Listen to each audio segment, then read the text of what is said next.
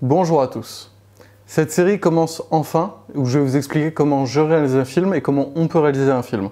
De A à Z, de l'écriture du scénario jusqu'à la fin du montage et à la diffusion. Évidemment, cette série sera basée sur Le Livre des Morts, un film que j'ai sorti au cinéma il y a de ça un petit peu de temps. Ce film, vous le trouverez en description.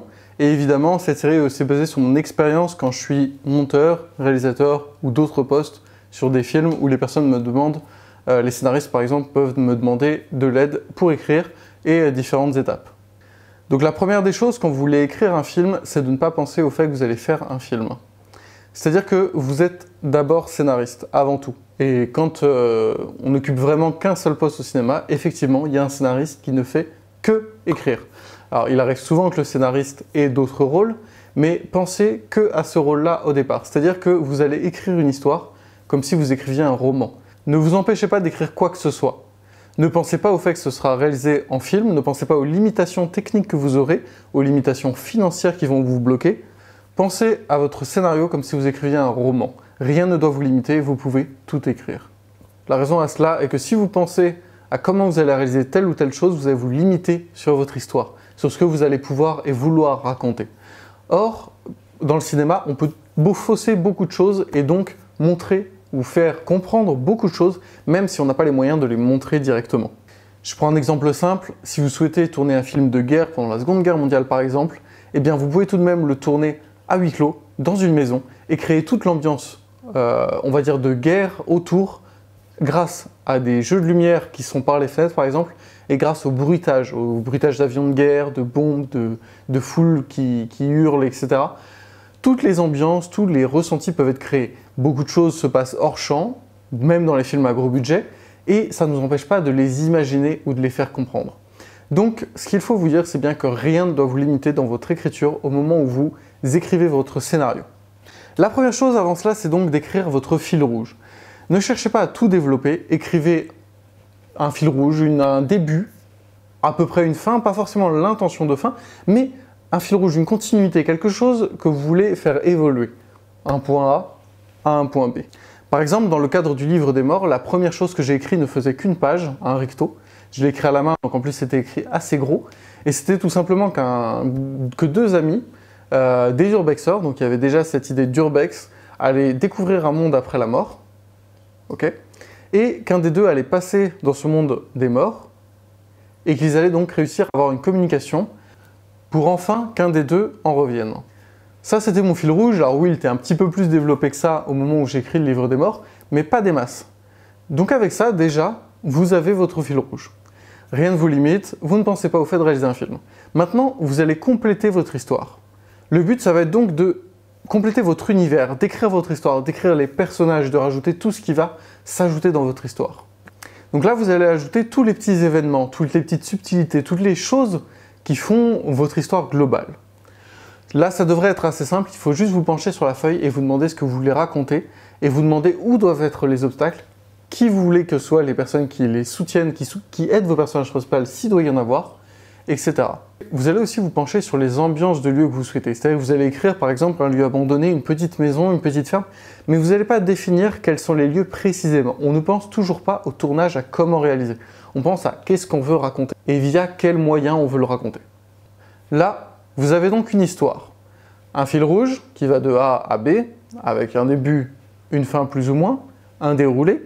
Vous avez rajouté une histoire avec des éléments qui se passent tout au long de cette histoire, qui créent nos personnages, qui les font évoluer, etc. Maintenant, il va falloir composer votre univers. Pour que votre histoire fonctionne, il va falloir lui donner un univers, quelque chose dans lequel elle évolue, qui se tient et qui est globalement logique.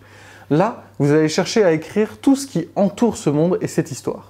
Donc tout simplement, vous allez compléter votre script avec du lore, c'est-à-dire vraiment une profondeur à votre univers. Dans mon cas, il a fallu que j'écrive par exemple le fait que le château soit lié et soit présent dans les deux mondes, le monde des morts et le monde des vivants, le château principal, le château de la Forêterie, qui était notre lieu de tournage. Mais à l'époque, j'avais juste écrit qu'il me fallait un château qui soit présent et dans le monde des morts et dans le monde des vivants et qui soit le lieu de passerelle. Ensuite, pour compléter ce lore, j'ai donc écrit tout ce qui complète, ce qui fait pourquoi est-ce que nos personnages principaux trouvent le livre de Lucien dans le monde des vivants, alors que Lucien l'aurait écrit dans le monde des morts. Et donc là, on complète tout cet univers. Vous allez donc écrire tous ces petits éléments-là et vous allez vous confronter à un problème. Le problème, c'est tout simplement qu'en complétant cet univers, vous allez créer des problèmes dans l'univers. Vous allez créer des choses qui ne concordent pas, qui créent des petits défauts. C'est la nouvelle étape. Dans cette étape-ci, vous allez devoir vous concentrer sur le fait de régler les défauts d'univers et de faire en sorte que tout colle, tout ait du sens et tout concorde. Parce qu'en fait, actuellement, là où vous en êtes dans votre histoire, vous avez créé des défauts, c'est-à-dire des choses qui ne concordent pas dans votre univers, qui créent des espèces de non-sens. Donc c'est votre mission actuelle, régler ces défauts, régler ces problèmes, compléter tout le lore pour que tout concorde, créer du sens. Vous allez juste avoir à régler des petits soucis par-ci par-là, mais des fois, ça peut être des problèmes de taille. Jusque-là, vous êtes toujours en train d'écrire un roman. C'est-à-dire que vous ne vous êtes toujours pas limité à ce que vous allez pouvoir réellement faire techniquement. Maintenant, vous avez donc votre histoire, votre univers et tout, en fait, le complet de l'univers et de votre histoire. C'est-à-dire que vous avez un élément qui est quand même assez énorme et qui en général est à votre maximum de nombre de pages. Maintenant que vous y êtes, vous allez enfin pouvoir procéder à l'écriture du script caméra. C'est-à-dire que là, vous allez enfin rentrer dans les problèmes techniques et les façons techniques de réaliser votre histoire. La première des choses est d'écrire toute la façon dont vous voulez montrer votre histoire, la façon dont vous voulez que la caméra filme votre histoire, la façon dont vous voulez que vos personnages soient habillés, à quelle heure de la journée vous voulez que ce soit tourné, c'est-à-dire il va falloir un soleil couchant, un soleil levant, un tournage de nuit, un tournage de lumière du matin, un tournage de lumière de l'après-midi. C'est là que vous allez vous poser toutes ces questions-là et que vous allez choisir tout ce qui est costume et autres accessoires.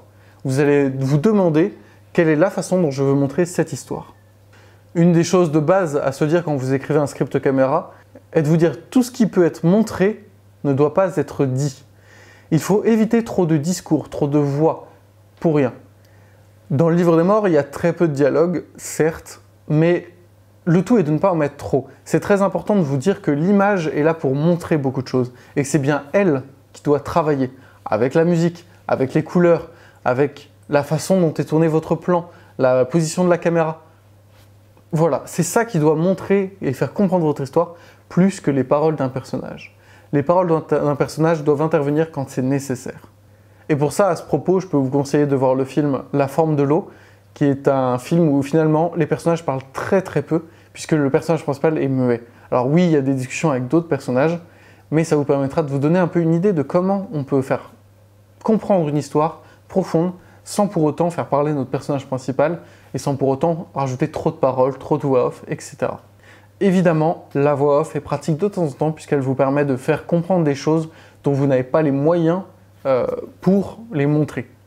Mais il va simplement falloir faire très attention et l'utiliser avec parcimonie. Là où vous en êtes, vous avez écrit une histoire avec un univers, avec un script caméra, une façon de filmer, une façon de rendre votre rendu à l'image. Vous n'avez pas encore vos lieux de tournage, mais vous avez les heures auxquelles vous devez tourner, les types de rendu visuel, etc. Vous pouvez évidemment dans ce script rajouter toutes les intentions de musique, de bruitage, etc.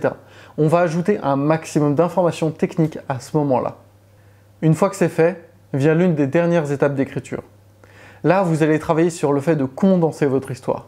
Maintenant que vous avez un truc qui fait beaucoup de pages, vous allez travailler pour tout simplement raccourcir cette histoire et condenser tout ça. Parce que tout simplement, un film doit être rythmé.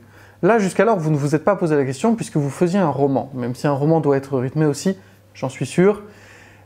Là, on parle d'écriture de film. Là, vous allez travailler sur le fait de le condenser, votre histoire. Donc, vous allez tout simplement vous prendre la tête à prendre votre histoire, la relire en boucle, il faut la relire plusieurs fois, et à chaque fois, vous dire « ça sert à rien, ça c'est une scène de trop, il va falloir que je raccourcisse ». Vous pouvez faire votre découpage de scènes à ce moment-là. Séquence 1, séquence 2, séquence 3, séquence 4. On va découper par lieu, par météo, par temps de tournage, etc. Et là, vous allez vous dire « ok, la séquence 3, elle est trop longue, elle ne sert pas à grand-chose, elle peut être incorporée à la séquence 5, peut-être qu'on peut faire comprendre la séquence 3 dans la séquence 5 par tel moyen technique, telle façon de faire au terme de caméra, etc. C'est là que vous allez vous poser toutes ces questions et il faut le faire pendant un certain temps puisqu'il va falloir le relire et être capable de prendre du recul sur ce que vous avez écrit. Une fois que vous avez bien condensé votre histoire, c'est le moment de le faire relire. Là, vous arrivez sur les dernières étapes d'écriture. Il va falloir refaire relire votre histoire, relire.